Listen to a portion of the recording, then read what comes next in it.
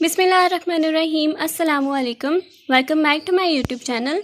Last lecture में हम लोगों ने solution of simultaneous linear equations का मेथड नंबर 2 देखा था और इसके अलावा हम लोगों ने 2 एग्जांपल्स जो कि हमारे पास method number 1 and method number 2 के साथ सॉल्व होती थी उससे हमने सॉल्व किया था।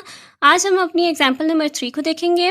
एग्जाम्पल नंबर 3 में है हमारे पास the length of rectangle is 6 centimetre less than 3 times its width.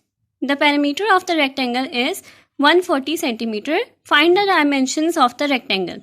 अब यहाँ उन्होंने हमें क्या कहा है, उन्होंने हमें कहा है कि हमारे पास जो लेंथ ऑफ रेक्टेंगल है वो हमारे पास 6 सेंटीमीटर है, जो कि हमारे पास कम है 3 टाइम्स उसकी विड्थ से।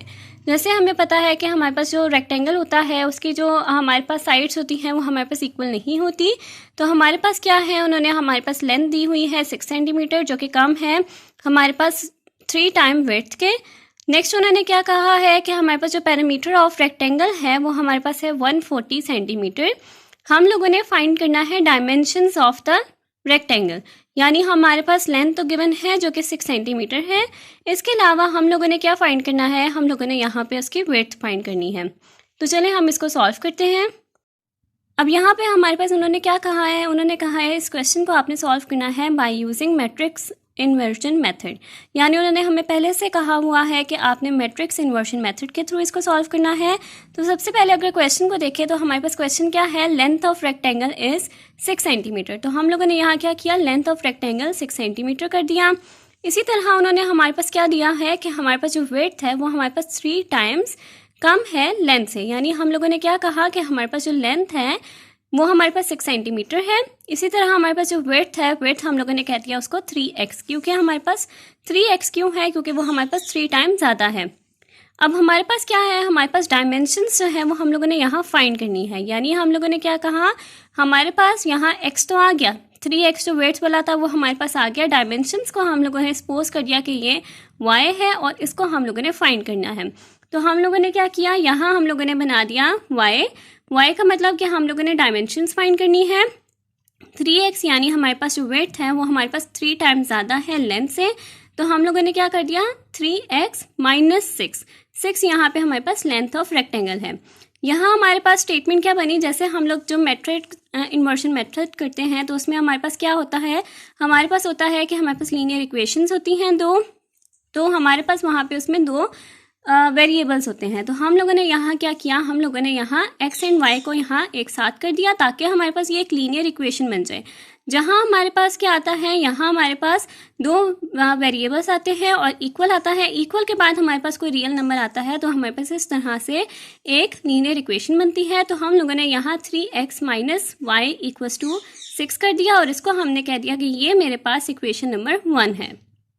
अब नेक्स्ट हमारे पास क्वेश्चन में क्या गिवन था, हमारे पास क्वेश्चन में गिवन था कि हमारे पास पेरीमीटर ऑफ रेक्टेंगल था जो उन्होंने कहा था कि वो हमारे पास 140 सेंटीमीटर्स है। तो हम अगर सबसे पहले पेरीमीटर ऑफ रेक्टेंगल के फॉर्मूला को देखें तो हमारे पास फॉर्मूला क्या होता है, 2 लेंथ प्लस 2 विड्थ। यानी हमारे पास 2 अगर कॉमन लिया जाए तो हमारे पास 2 लेंथ प्लस विड्थ होती है जो हमारे पास इस तरह से लिखी जाती है। अब यहाँ मैंने क्या कह दिया कि मेरे पास जो लेंथ है उसको मैंने x से बता दिया जैसे मैंने लास्ट टाइम भी बताया था, और जो y है उसको मैंने विड्थ से बता दिया। अब यहाँ मेरे पास क्वेश्चन को अगर मैं देखूँ तो क्वेश्चन में मेरे पास क्या है कि पेरीमीटर मेरे पास है 140 सेंटीमीटर, यानी मेरे पास क्या है 2x plus Y equals to 140।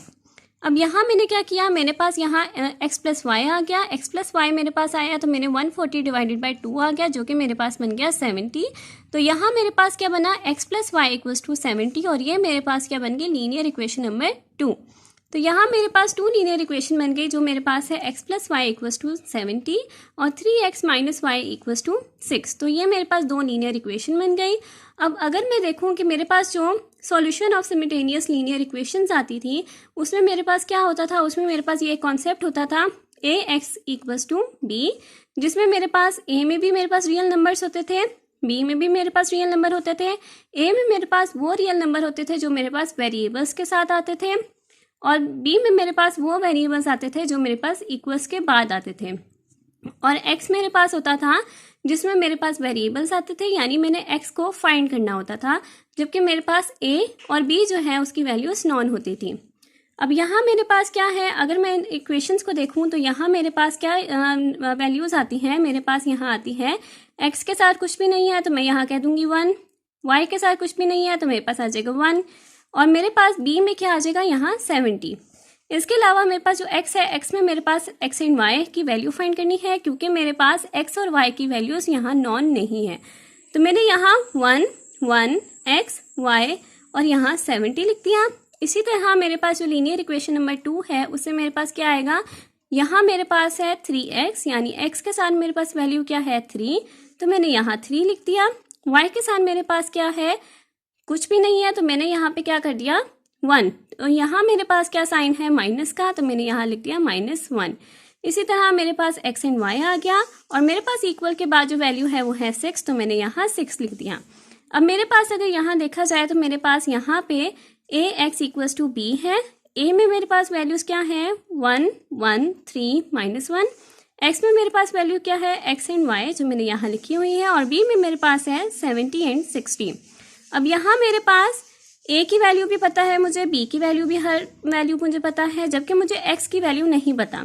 तो मैं क्या करूँगी कि मैं x को यहीं रहने दूंगी, जबकि मैं a को इक्वल के साइड पे लेके जाऊंगी। तो ये मेरे पास क्या बन जाएगा x equals to a inverse b। और a इनवर्स जैसे कि मुझे पता है कि मेरे पास कैसे आता है, adjoint of a divided by determinant of a। अब सबसे पहले अगर हमारे पास ये मेथड नंबर 1 है, मेथड नंबर 1 मेरे पास क्या है मैट्रिक्स इन्वर्जन मेथड। तो उसमें मेरे पास क्या होता है कि मेरे पास जो डिटर्मिनेंट होता है उसको मैं सबसे पहले फाइंड करती हूँ, और मैं अपनी जो टर्म्स होती हैं उसके साथ मैं लिखती हूँ। मेरे पास यहाँ पे सबसे पहले आएगा डिटर्मिनेंट। डिटर्मिनेंट क्यों आएगा, क्योंकि इन्वर्जन में सबसे पहले मैं डिटर्मिनेंट चेक करती हूँ। अगर मेरे पास डिटर्मिनेंट जो है इक्वल्स टू 0 आ जाए तो मैं उसका इन्वर्जन नहीं ले सकती। तो यहाँ मेरे पास क्या है, मेरे पास यहाँ पे है AD माइनस CD जो मेरे पास डिटर्मिनेंट है। डिटर्मिनेंट में मेरे पास A मैट्रिक्स में मेरे पास A क्या है यहाँ पे 1, D मेरे पास है -1, C मेरे पास है 3 और B मेरे पास है 1। मैंने इसको सॉल्व किया तो मेरे पास आंसर आया -4 जो कि नॉट इक्वल्स टू 0 है। इसी तरह मैंने इसका एडजॉइंट लेना है। एडजॉइंट में मेरे पास क्या है, जो डायगोनल एंट्रीज हैं वो मेरे पास आपस में रिप्लेस होंगी। तो मेरे पास क्या आएगा, -1 यहाँ आ जाएगा, 1 यहाँ आ जाएगा। इसके अलावा जो नॉन डायगोनल एंट्रीज हैं वो मेरे पास क्या होता है, उसके साइन चेंज होता है। तो मेरे पास यहाँ क्या आ जाएगा, मेरे पास यहाँ आ जाएगा -3 और यहाँ मेरे पास आ जाएगा -1। तो यहाँ तक मेरे पास एडजॉइंट और डिटर्मिनेंट भी आ गया। अब मैं इसकी जो वैल्यूज़ हैं वो मैं अपनी इक्वेशन में पुट करूँगी। जो मेरे पास है x equals to a inverse b, तो मैंने यहाँ पे adjoint of a multiply by b whole divided by determinant of a किया। मैंने यहाँ एडजॉइंट ऑफ a जो मेरे पास यहाँ से आया था वो मैंने लिख दिया। b मेरे पास जो मेरे पास मैट्रिक्स की वैल्यू आई थी वो मैंने लिख दी, और जो मेरे पास डिटर्मिनेंट है, डिटर्मिनेंट मेरे पास जो यहाँ सॉल्व करने के बाद आया था वो मैंने यहाँ लिख दिया। अब मैं इन दोनों मैट्रिक्स को, ये दो मैट्रिक्स हैं आपस में मल्टीप्लाई हो रहे हैं, तो मैं इन दोनों को मल्टीप्लाई करवा दूंगी। मेरे पास क्या आएगा, -1 multiply by 70 plus -1 multiply by 6 -3 multiply by 70 plus 1 multiply by 6 whole divided by -4। यहाँ तक मेरे पास आंसर आता है इसको सॉल्व करने के बाद -70 -6, और यहाँ मेरे पास आ जाता है -210 प्लस 6 होल डिवाइडेड बाय -4। तो मेरे पास जो x है, x मेरे पास आ जाएगा -70 -6 होल डिवाइडेड बाय -4, और मेरे पास y आ जाएगा -210 प्लस 6 होल डिवाइडेड बाय -4। तो यहाँ मेरे पास ये वैल्यूज़ आ गई। x को मैंने सॉल्व किया तो मेरे पास आ गया 19, और y को मैंने सॉल्व किया तो मेरे पास आ गया 51। तो मैंने यहाँ पे कह दिया कि मेरे पास जो लेंथ ऑफ रेक्टेंगल है जो मैं x से रिप्रेजेंट कर रही थी वो मेरे पास आ गया 19 सेंटीमीटर। इसके अलावा मेरे पास जो विड्थ है उसको मैंने बता दिया कि वो मेरे पास हो गया यहाँ पे 51 आया है, तो मैंने y इक्वल्स टू 51 कर दिया। तो जैसे हमारे पास क्वेश्चन में भी ये चीज़ कहा था उन्होंने, अब यहाँ पे मेरे पास लेंथ ऑफ रेक्टेंगल जो है वो मेरे पास x इक्वल्स टू 19 सेंटीमीटर आया, जो कि उन्होंने क्वेश्चन में भी हमें ये चीज़ कहा था कि हमारे पास जो लेंथ है वो हमारे पास 3 टाइम्स लेस है हमारे पास वेट से। तो हमारे पास यहाँ पे 19 है, तो यहाँ पे मेरे पास 51 आ गया। तो ये मुझे इतना डिफरेंस मुझे पता चल रहा है यहाँ पे। अगर मैं इसकी वेरिफिकेशन अगर आपका पेपर में भी ये चीज़ आ जाती है तो आपने पेपर में इसकी वेरिफिकेशन करनी है, ताकि आपको चेक हो सके कि आपका जो आंसर है, आपका जो आंसर निकला है वो आपका सही है या नहीं सही। तो हमारे पास वेरिफिकेशन क्या आया कि पेरीमीटर मेरे पास था 2 एक्स प्लस वाई, या अगर आपने लेंथ प्लस डब्ल्यू कहना है तो आप लेंथ प्लस वेट भी कह सकते हैं, यानी मेरे पास 2L प्लस 2W आ गया। 2 मल्टीप्लाई बाय लेंथ में मैंने जो 19 यहाँ आया था वो लिख दिया, प्लस 2 मल्टीप्लाई बाय 51 जो मेरे पास वेट्स में आया था, यानी मेरे पास क्या आया 38 प्लस 102 जो मेरे पास आया 140 सेंटीमीटर। जो मेरे पास क्वेश्चन में भी था कि मेरे पास जो पैरामीटर है वो मेरे पास 140 सेंटीमीटर है। तो यहाँ मेरे पास ये चीज़ फर्स्ट वेरीफाई हो गई, यानी मेरे पास वैल्यूज़ जो है वो बिल्कुल ठीक आई हैं। इसके अलावा हमारे पास जो इक्वेशंस बनी थी, हमारे पास बनी थी equation x plus Y equals to 70। उसके अंदर भी अगर हम लोगों ने वैल्यूज़ पुट करके चेक करना है तो हम लोग इस तरह भी वैल्यूज़ पुट कर सकते हैं।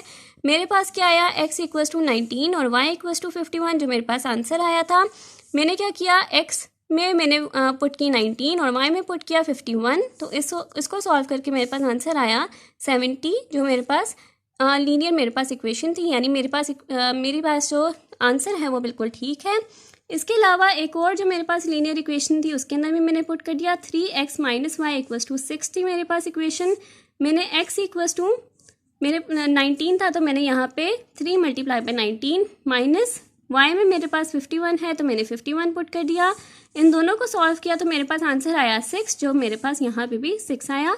तो ये मेरे पास ये इक्वेशन भी चेक हो गई, यानी मेरे पास जो आंसर आया 19 और 51 वो बिल्कुल ठीक है। इसके साथ ही हमारी आज की वीडियो यहाँ तक कंप्लीट होती है। अगर आपको मेरी आज की वीडियो पसंद आई हो तो मेरी वीडियो को लाइक करें, मेरे चैनल को सब्सक्राइब करें और साथ में मैंने बेल आइकन को भी प्रेस करें ताकि आपको मेरी नेक्स्ट आने वाली वीडियो की नोटिफिकेशन साथ साथ मिलती रहे।